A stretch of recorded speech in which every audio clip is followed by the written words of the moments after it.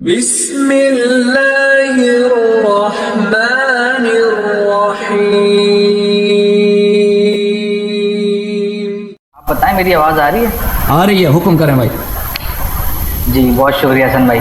اچھا حسن بھائی، پنجتن پاک کی نسبت سے میرے 5 سوال ہیں، اب پتہ نہیں اس کا ٹائم ہے نہیں ہے، لیکن ایک سوال کریں، جو اہم سوال ہے کر لینا۔ وہ مولوی نے سب کا وقت ضائع کر لیا، اس مولوی نے دو ٹائم سے 2.5-3 گھنٹے سے میں انتظار کر رہا ہوں آپ کو۔ اور پھر وہ بھی جانے نہیں دیتے نا، ان سے معذرت بھی کرو کہ دوسرے لوگ انتظار کر رہے ہیں بھائی 1 گھنٹے سے، پھر وہ یہ لوگ نہیں سمجھتے، مولوی عجیب چیز ہے بھائی۔ اوکے چلیں، بس پھر میرا ایک سب سے اہم سوال میں کر لیتا ہوں، سب سے آخری سوال تھا، شروع کے 4 سوال مائنس کر کے، کہ توحید کے اوپر مجھے بتا دیں کہ جو اہل تشیع ہیں ان کا جو نظریہ اور عقیدہ ہے وہ یعنی مدد کرنے والا ہے، تو وہ صرف توحید وہ نہیں ہے بھائی، توحید یہ نہیں ہے صرف توحید یعنی اللہ وحدہ لا شریک۔ ایک منٹ، توحید یہ نہیں ہے کہ صرف اللہ وحدہ لا شریک۔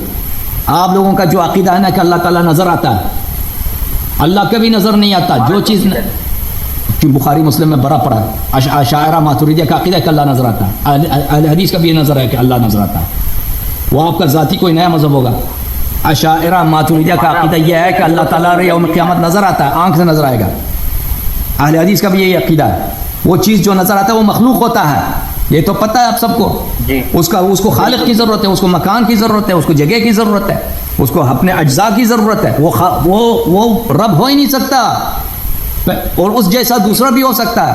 دنیا کے جو بھی جانور آپ لے کے آئے نا، جو بھی چیز ہے، اس کا سر ہے، پیر ہے، وہ چلتا پھرتا ہے، جو بھی زندہ جان چیز ہے، ایسی کوئی چیز ہے، اس کا دوسرا ہو سکتا ہے، ثانی ہو سکتا ہے۔ جماعت عمریہ کا توحید ہے ہی نہیں، کیونکہ یہ رؤیت کے قائل ہیں، یہ قائل ہیں کہ اللہ نظر آ جاتا ہے، ٹھیک ہے نا۔ پھر توحید کی بات جب کر رہے ہیں، توحید کی جب بات کر رہے ہیں نا، اللہ وحدہ لا شریک ہے، یہ اللہ ہے ہی نہیں، یہ مخلوق ہے۔ اور اس جیسا دوسرے اس کا بیٹا بھی ہو سکتا ہے، اس کی عورت بھی ہو سکتی ہے۔ اگر ایک چیز ہے، چلتا ہے، پھرتا ہے، اوپر جاتا ہے، نیچے آتا ہے، بات کرتا ہے، ٹھیک ہے نا، خوش ہوتا ہے، بیمار ہوتا ہے، تو یہ اس کی بیوی بھی ہو سکتی ہے، اس کے بچے بھی ہو سکتے ہیں۔ قل هو اللہ احد اللہ الصمد لم یلد ولم یولد ولم یکن له کفوا احد۔ تو یہ توحید ہے ہی نہیں ہے۔ صرف آپ لوگوں کو یہ سمجھتے ہیں کہ اللہ سے غیر اللہ سے مانگ لیں تو یہ توحید صرف یہی ہے، صرف وہ نہیں ہے۔ توحید سب سے پہلے یہ کہ اللہ وحدہ لا شریک، اللہ کی صفات کیا ہیں۔ آپ نے ایک چیز کو اپنے ذہن میں امیجن کیا ہے، تصور کیا سمجھتے ہیں وہ رب ہے، تو حالانکہ وہ مخلوق ہے۔ جماعت عمریہ کے جتنے فرقے ہیں، اشاعرہ، ماتوریدیہ اور اہل حدیث، یہ سب رؤیت کے قائل ہیں، رؤیت کے قائل ہیں۔ اور رؤیت اسی چیز کی ہوتی ہے جو محدود ہوتی ہے، جو سامنے ہو۔ جو چیز آپ کے سامنے ہے، نظر آتا ہے آپ کو، وہ محدود ہے، وہ اس کی آغاز ہے، اس کا انجام ہے، وہ حادث ہے، وہ چینج ہو جاتا ہے، اس لیے وہ مخلوق ہے، ٹھیک ہے نا۔ پہلی بات یہ۔ دوسری بات، توحید کی بات، توحید اللہ کی صفات کی توحید کی بات کرنا۔ آپ لوگوں کا عقیدہ یہ ہے کہ سب برے اعمال یہ سب اللہ کی جانب سے ہیں، سب شر اللہ کی جانب سے ہے۔ امام حسین علیہ السلام کو جو قتل کیا کربلا میں، اللہ نے قتل کیا ہے۔ جو شراب پیتا ہے وہ اللہ ہی اس کو پلا دیتا ہے، سب اعمال اللہ کی جانب سے ہیں۔ تو بھائی تو پر شریعت کیا ہے، تقویٰ کا کیا ہے، حساب کتاب، یہ سب مذاق ہے۔ پر تو اگر سب اللہ ہی کرا لیتا ہے اور اس میں ہمارا کوئی کچھ بھی نہیں ہے، کچھ بھی نہیں ہے، بلکہ سب چیز اللہ کی جانب سے، آپ نے سب شر اللہ کی جانب سے کر دی۔ اجازت دی ہوئی ہے نا، اللہ نے تو اجازت دی ہوئی ہے نا۔ نہیں عقیدہ یہ آپ کے علماء آپ سے چھپاتے ہیں بھائی، اپنے علماء سے، اپنے کتب میں جو عقائد وہ آپ کو بیان نہیں کرتے، وہ آپ کے علماء اکابر کے جو علماء ہیں کہ سب شر اللہ کا فعل ہے، سب شر اللہ ہی کا فعل ہے۔ ابھی چوری جو چلتی ہے نا، کسی بھی مظلوم کو آپ ذبح کر رہے ہیں، یہ چورا چلانے والا یہ اللہ ہے، آپ اس کا کچھ بھی نہیں ہلا سکتے۔ یا آپ کے ہاتھ سے بھی جو چل رہا ہے، اللہ نے آپ کے ہاتھ میں طاقت ایجاد کی ہے، وہ جو ارادہ بھی اللہ کی جانب سے، وہ حرکت بھی ہے، سب کچھ اللہ کی جانب سے، وہ اللہ کر رہا ہے، تو آپ کو پکڑ کیسے لے گا؟ چلیں وہ تو ایک الگ مختلف ٹاپک ہے، میرا وہ سوال ہی نہیں ہے آپ سے، میرا ایک بنیادی اب جب توحید کی بات کر رہے ہیں نا، توحید کی بات تو پوری بات کرو۔ جب یہاں تک اب غیر اللہ سے مدد مانگنا، غیر اللہ سے کو پکارنا، تو یہ تو سبھی جانتے ہیں کہ سب مسلمان غیر اللہ کو اگر نہ پکاریں تو ان کی نماز ہی نہیں ہوتی۔ اور بھائی جب اب تک آپ غیر اللہ کون ہے؟ نبی صلی اللہ علیہ وسلم، ان کو کیسے پکارتے ہو؟ السلام علیک ایھا النبی، ای جو ہے یا اور ای میں کوئی فرق نہیں ہے، زبان عرب میں چاہے کہہ دو اے نبی یا کہہ دو یا نبی، فرق نہیں ہے، صرف اتنا فرق ہے کہ اے قریب کے لیے یا بعید کے لیے. سر میں بیچ کی بات کر رہا ہوں، آپ کے پاس جو تنازعات ہیں جو ہمارے بابا جی بات سنو، غیر اور بھائی پکارنے کی بات کرنا، پہلے پکارنا دو قسم کے ہیں، ایک بغیر ویسے ہی پکارنا، ایک مدد کے لیے پکارنا. پکارنے پہ تو کسی کو اعتراض نہیں ہے.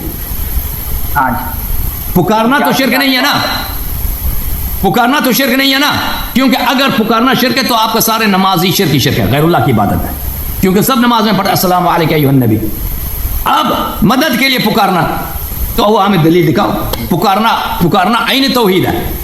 جب آپ غیر اللہ کو نماز میں نہ پکارو تو آپ کی نماز نہیں ہوتی. چلو مان لیا، اگر غیر اللہ کو، وہی غیر اللہ جو بھی دنیا سے گیا ہے، مر گیا ہے، نبی صلی اللہ علیہ وسلم، ٹھیک ہے، اس کو نہ پکارو تو ہماری نماز نہیں ہے. اگر اس کو پکار کے کہہ دو کہ مدد کرو، ہم پہ رحم کرو، تو یہ شرک ہو جاتا ہے. اس کی دلیل بتاؤ. بھائی دیکھیں، اہل سنت کے اندر جو ابھی تک سیکٹس بنے ہوئے ہیں نا، اس کے اندر جو سب سے بہترین توحید کے اندر جو فرقہ کھڑا ہوا ہے وہ ہے اہل حدیث کا. ٹھیک ہے، توحید بہترین وہی جن کے اللہ کا پیٹ اتنا بڑا ہے نا، جب عرش پہ بیٹھتا ہے، اللہ کو پتا ہے حدیث العتیق، کتاب العتیق، ان کے عتیق پتہ ہے کس کو بولتا ہے؟ عتیق بولتے ہیں کہ ایک خشک چمڑا ہو نا، جیسے گھوڑے کا زین ہوتا ہے، اس پہ آپ بیٹھتے ہیں، خوش، اس کی آواز نکلتی ہے تھوڑی سی، اسکویک کرتا ہے، اسکویک انگلش میں بولتے ہیں اسکویکنگ. اسکویک اردو میں کیا کہتا ہے اسکویک کو؟ میں ایک منٹ میں گوگل میں دیکھ لوں. کتاب العتیق، اے اللہ اتنے موٹے ہیں، جب عرش پہ بیٹھتا ہے تو کتاب العتیق، بیہقی وغیرہ نے کتاب لکھا ہے. کتاب النزول تو ان کے پاس بہت زیادہ کہ اللہ نیچے اتر آتا ہے. تو ان کی یہ کہتے ہیں اہل حدیث کی توحید سب سے بہتر ہے. توحید ان کا سب سے بہترین توحید یہی ہے. محمد علی مرزا کو مل گیا نا توحید. وہ کون سی توحید ہے؟ وہ توحید ہے جب اللہ میاں کرسی پہ بیٹھ جاتے ہیں تو کرسی کی چیخ نکل آتی ہے، اسکویک نکل آتی ہے، عتیق نکل آتی ہے، چیخ نکل آتی ہے. ٹھیک ہے نا. تو یہ کسی موٹے مولوی کی شان ہو سکتی ہے بھائی کہ کرسی پہ بیٹھ گیا، کرسی سے آواز نکل آئی کہ بڑا موٹا ہے، 500 کلو کا مولوی. یہی توحید ہے تمہاری. اب مجھے بتاؤ نا بھائی. نہیں میں آپ کو اب گفتگو کرنے کا وقت دینا چاہتا ہوں تاکہ آپ پہ ظلم نہ ہو. بھائی صاحب آپ مجھے بتائیں کہ اگر پکارو غیر اللہ کو پکارو تو یہ عین توحید ہے، یعنی نماز ہی بات ہے. غیر اللہ کو پکارنا عین توحید، لیکن غیر اللہ کو مدد کے لیے اگر اس میں لگا دو مدد کے لیے پکارو تو یہ شرک ہو جائے. دلیل بتاؤ نا. بسم اللہ. سر آپ مجھے بس اتنا سا میری مشکل حل کر دیں کہ اللہ تعالیٰ نے ہمیں اجازت دی ہوئی ہے، حکم تو نہیں دیا ہوا نا کسی اور کو پکارنے کا. اگر ہم ہر بات کے لیے اللہ کو ہی تنگ کریں نعوذ باللہ، کہ اٹھتے بیٹھتے صرف اللہ کو ہی پکارتے رہیں کہ اللہ پاک میرا یہ کام کر دے وہ کام کر دے، جیسے کہ نبی علیہ السلام کی حدیث ہے کہ تمہارے گھر میں نمک بھی ختم ہو جائے تو اللہ سے مانگو. جب نمک تک بات آ ہی گئی ہے تو ہم باقی اپنے دنیا کے اور دین کے مسائل اللہ سے کیوں نہ ڈسکس کریں؟ تو پھر اللہ نے ہمیں ہم نہیں کہتے کہ اللہ سے نہیں مانگ سکتے. کس پاگل کے بیٹے نے کہا کہ تم اللہ سے نہیں مانگ سکتے؟ میں کہہ رہا ہوں کہ ہول سول نہیں. آپ دیکھیں، آپ نے توحید کی بات کی بھائی. یہ بات اس طرح نہیں ہے کہ بھائی ہم اللہ سے مانگتے ہیں، یہ تو کوئی نہیں کہتا کہ اللہ سے نہیں مانگ سکتے. آپ کا موقف یہ ہے کہ غیر اللہ سے مانگنا یہ توحید کے منافی ہے. آپ کہتے ہیں یہ شرک ہے. ایک دفعہ انسان دیکھو بھائی صاحب دیکھیں ایک منٹ، ایک دفعہ انسان کہتا ہے گناہ ہے، حرام ہے، یہ ایک مرتبہ ہے. اس سے بڑھ کر ہے کہ انسان مشرک بن جاتا ہے.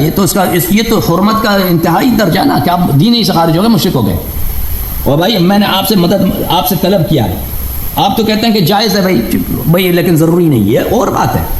پھر آپ اپنے موقف سے پھر گئے ہیں. آپ نہیں کہتے کہ یہ گناہ ہے، آپ نہیں کہتے کہ یہ شرک ہے، آپ کہتے ہیں یہ جائز ہے، ہم نہیں کرتے. ٹھیک ہے، یہ سمجھ گئے. لیکن یہ آپ کے موقف کے خلاف ہے. آپ یہ کہتے ہیں کہ یہ ہے نہ صرف حرام ہے، یہ شرک ہے. حسن بھائی میں عالم نہیں ہوں نا، یہ تو علمی بحث ہے، لو آپ بہتر جانیں اس کا بحال بھی. تو میں آپ کو جواب دے دیتا ہوں بھائی. آپ عالم نہیں تو میں آپ کو جواب دے دیتا ہوں بھائی. یہ بالکل ایک بکواس والی بات ہے. بالکل نہ کوئی حدیث ہے میرے بھائی عزیز، نہ کوئی قرآن کی آیت ہے، کچھ بھی نہیں ہے کہ آپ غیر اللہ سے مدد نہیں مانگ سکتے. یعنی یہ نہ مکروہ بھی نہیں ہے، حرام تو دور کی بات ہے، شرک تو اور دور ہی کی بات ہے. غیر اللہ سے مدد طلب کرنا یہ نہ صرف یہ مکروہ بھی نہیں ہے، چاہے کہ یہ کیا ہو، یہ حرام ہو یا شرک ہو. کہ اگر کوئی شخص کہتا ہے شرک ہے تو دلیل، اس شرک کے لیے دلیل کی ضرورت ہوتی ہے. اگر کوئی کہتا ہے حرام ہے اس کے لیے دلیل ہونی چاہیے. بھائی ہم نہیں کہتے کہ یہ نہ شرک ہے نہ حرام ہے نہ مکروہ ہے، ہم قائل نہیں.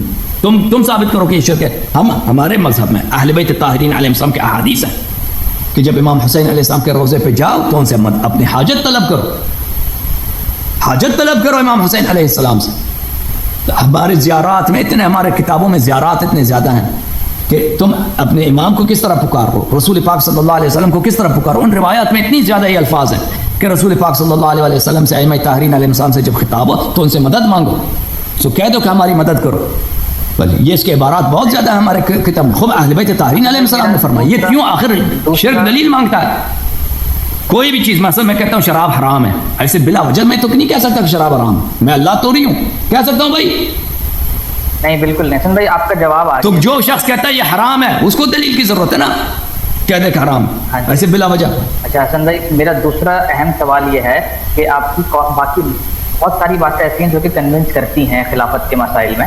تو اگر ہم اس کو صرف ایسے دیکھ لیں کہ یہ ایک پولیٹیکل اختلاف تھا حضرت علی اور باقی خلیفتین کے بیچ میں، تو کیا یہ کافی ہوگا شیعت میں آنے کے لیے، یا پھر ان کے اوپر گالی دینا، تبرہ کرنا یہ لازم ہے آپ کے عقیدے کے حساب سے؟ تو وہ تو ایک منطقی نتیجہ ہے میرے بھائی کہ جنہوں نے پیغمبر صلی اللہ علیہ وسلم کو دیکھا نا کہ انہوں نے فرمایا کہ تم میرے بعد وسیع میں رکھو نے اہل بیت علیہ السلام، امیر المؤمنین علیہ السلام، پھر آپ لوگ جو ہیں اس کو ساتھ نہ دو، اس کا حق ضائع کرو اور اپنے آپ کو بلا وجہ تم کہہ دو کہ میں امام ہوں، حالانکہ رسول اللہ صلی اللہ علیہ وسلم نے آپ کو حکم دیا تھا کہ کسی اور آپ نے طاعت کرنی تھی کسی اور کی.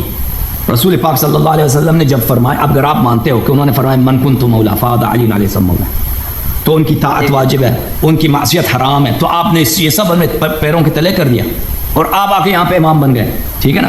پھر آپ نے جھوٹی حدیث بنا دی اہل بیت علیہ السلام پہ کہ نبی صلی اللہ علیہ وسلم کے میراث نہیں ہوتا تاکہ ان کے مال پر قبضہ کیا جائے، ان کے میراث پر قبضہ کیا جائے. تو یہ تو لازمی بات ہے کہ پھر ان کو مان لینا کہ یہ ظلم ہے، یہ گناہ ہے. ٹھیک ہے نا؟ یہ ماننا کہ ظلم مان لیا، ظلم مان لیا، گناہ مان لیا، ختم بات ہے. بالکل گالی دینا ضروری ہے. دیکھیں ایک گناہ گار کو، یہ قرآن مجید میں تو دیکھیں اگر ان کو گناہ گار مان لیا، ان کو ظالم مان لیا، پھر ان کے گناہ کی حدود کو آپ تو دیکھ لینا کہ دنیا میں جتنے دین میں بدعات داخل ہوئی ہیں. شہنشاہ نقوی کہتے ہیں کہ ہمارے مذہب میں ان کو گالی دینا حرام ہے، اور وہ بکواس کرتا ہے. شہنشاہ بکواس کرتا ہے.